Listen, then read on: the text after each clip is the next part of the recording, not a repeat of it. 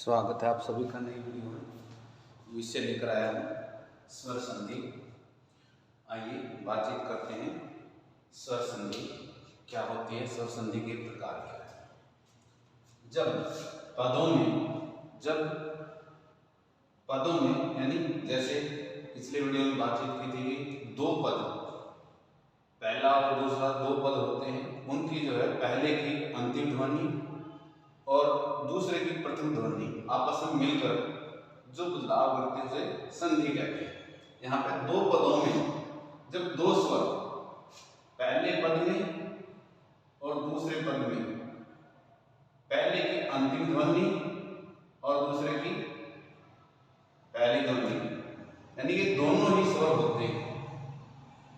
पहले पद की अंतिम ध्वनि स्वर होती है और दूसरे पद की पहली ध्वनि स्वर होती है, और दोनों जब दो स्वर मिलकर कोई बदलाव या परिवर्तन करते हैं तो उसे स्वर संधि कहा जाता है। आइए बात करते हैं स्वर संधि के प्रकार क्या है। सबसे पहले स्वर संधि जो है 6 प्रकार की होती है। दीर्घ स्वर संधि, दूसरा है गुण स्वर संधि, उसके बाद है वृद्धि स्वर संधि, उसके बाद है यण स्वर संधि, उसके बाद है अयादि स्वर संधि और उसके बाद है पूर्व रूप स्वर संधि। आइए सबसे एक एक करके इनका अध्ययन करते हैं। सबसे पहले दीर्घ स्वर संधि। जब दो स्वर मिलकर दीर्घ में बदलते हैं, दीर्घ स्वर में बदल जाते हैं, यानी कि बड़ा स्वर बनाते हो तो इसको और आसानी से यहाँ समझाया। जब लघु और दीर्घ स्वर मिलते हो तो दीर्घ ही बनता है, यानी कि दीर्घ स्वर का निर्माण करता है, तो उसे दीर्घ स्वर संधि कहते हैं। आइए इसका एक उदाहरण देखते हैं। जैसे अ जमा आ, अनाज होते हैं आ आम, तो ये आ आम हो जाता है। छोटी ई और बड़ी ई जब मिलते हैं तो बड़ी ई में परिवर्तित हो जाता है। इसी प्रकार छोटा ऊ और बड़ा ऊ मिलते हैं तो बड़े ऊ में परिवर्तित हो जाता है। ये है दीर्घ स्वर संधि। आइए एक उदाहरण और देखते हैं इसका। जैसे पुस्तक जमा आले। अब यहाँ हमने कहा था कि दो पद है, पहला पद ये है, दूसरा पद है ये, और पहले पद की अंतिम ध्वनि का के बाद है अ को आ की ध्वनि आ रही है ना, तो ये क के बाद अ जमा आ। ये दूसरा पद है, इसकी जो है प्रथम ध्वनि है आ जमा आ, ये पुस्तकालय, ये आया, तो यहां से आ बना। तो ये उदाहरण हमने उठाया।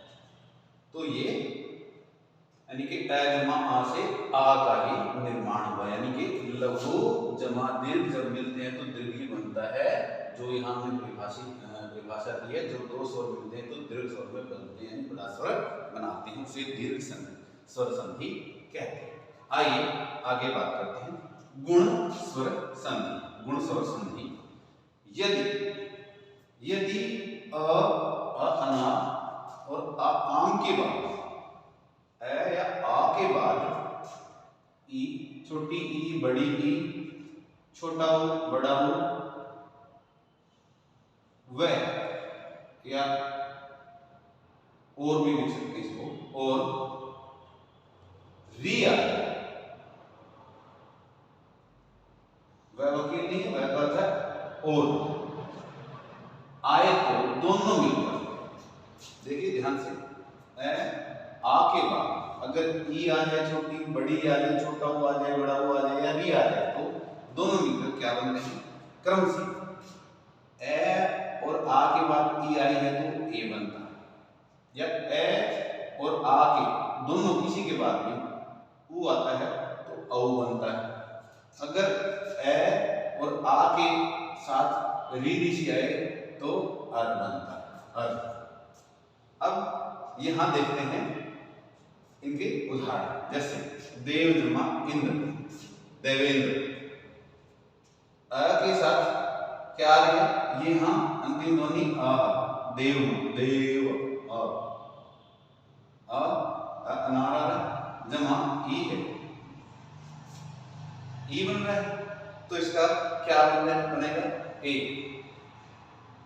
ए बताया था, ये बना एजमा ए का ए बना, तो यहाँ पर भी ये देव जमींदर, तो यहाँ ए बना।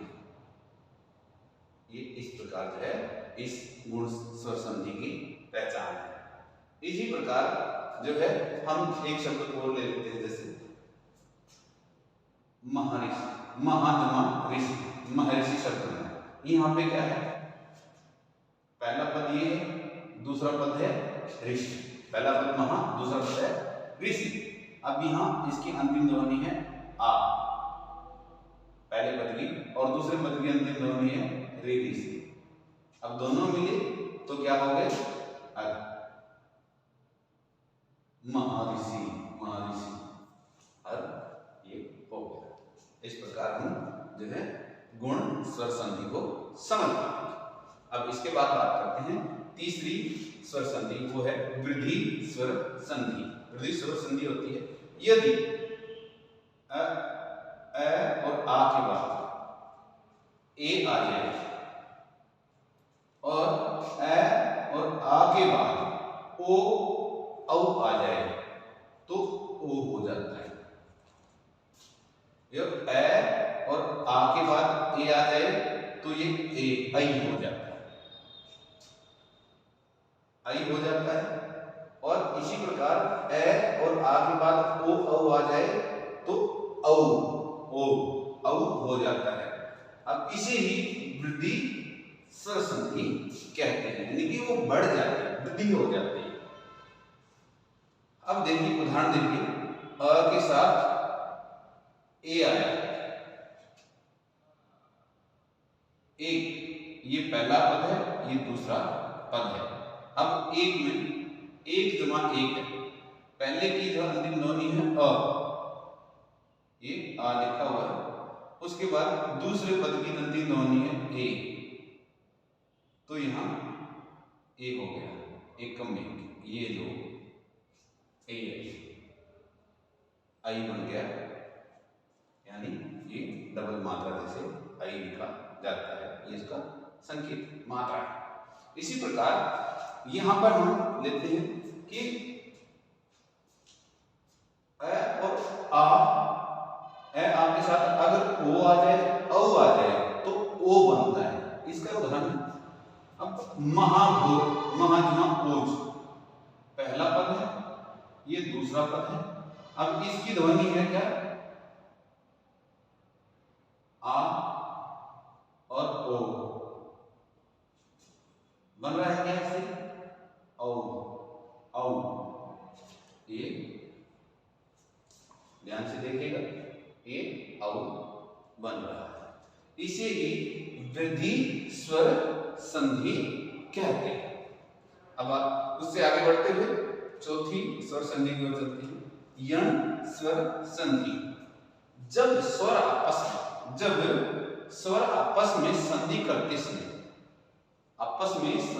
समय, स्वर में बदलने लगे, देखिए ऊपर इतने स्वर मिल रहे हैं तो स्वर का ही निर्माण कर रहे हैं, लेकिन यहाँ पर स्वर में बदलने की बजाय यण स्वर संधि में आपस में स्वर संधि करते समय स्वर में बदलने के बजाय व्यंजन वर्ण, वो क्या करते हैं, व्यंजन वर्ण में, व्यंजन वर्ण कौन से, वो य, व और र में बदल जाए तो वहां यण स्वर संधि होती है।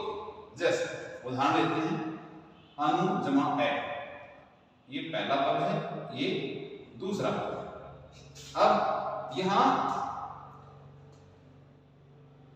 क्या है, यहां में पहले पद का की अंतिम ध्वनि है छोटा ओ और दूसरे पद की प्रथम ध्वनि है अ, तो ए छोटा ओ और अ व में तब्दील हो गए, ये व।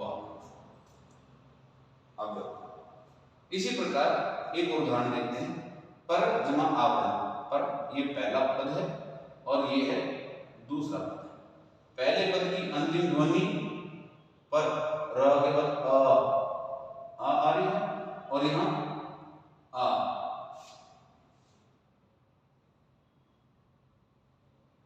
आ है, तो किस में बदलने में, रा में परिवर्तित ये हो रही है, ये रा। यहाँ पे। इसको जो है यण स्वर संधि कहते हैं। आइए बढ़ते हैं अगली स्वर संधि, वो है अयादी स्वर संधि।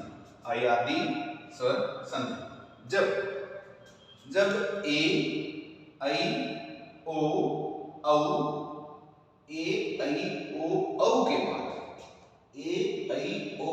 के बाद कोई स्वर आए तो उनमें कैसे परिवर्तन होता है। ए के बाद अगर कोई स्वर आया है तो ए औ में बदल जाएगा। ओ के बाद कोई स्वर आया है तो ये औ में बदल गया। ए के बाद कोई स्वर आया तो अय्या बोलते हैं इसको। और ओ के बाद कोई स्वर आया औ में बदल जाएगा। और औ के बाद कोई स्वर आया तो आव में बदल जाएगा। और इनके बाद कोई विच्छेद ना हो और तब के बाद होने वाला ये आ गया, ये तो परिवर्तित हो गया, लेकिन इसके बाद भी कोई जो है विच्छेद नहीं हो रहा और कोई परिवर्तन नहीं आ रहा, तो उसके बाद भाग वाले भाग को वैसा का वैसा लिखना, वैसा का वैसा ही उसको लिखा जाता है, तो अयादी स्वर संधि कहलाता है। उदाहरण देखिए, जैसे ए जमा ऐसे अय बना, ए स्वर के साथ हमने यहाँ पे बात की थी, ए के साथ अ आएगा तो अय हो जाएगा, अय हो गया। अब देखते हैं क्या, ने जमा अन प्रथम पद है, ये दूसरा पद है। अब इनमें क्या हुआ, ये ए जमा आया हो गया आया, और ये नयन में परिवर्तित हो गया। ये यों का यों जो है जब लिखा जाता है तो उसको अयादी स्वर संधि कहा जाता है। इसी प्रकार एक और लेते हैं, हमने यहाँ पे बात की थी ओ के बाद अगर कोई स्वर आता है तो अ में बदले, ओ के बाद ओ जमा ए अव हो जाता है। अब देखिए हम लेते हैं ओ जमा वन, ये पहला पद है, ये दूसरा पद है। अब इसकी जो ध्वनि है वो है, और पवन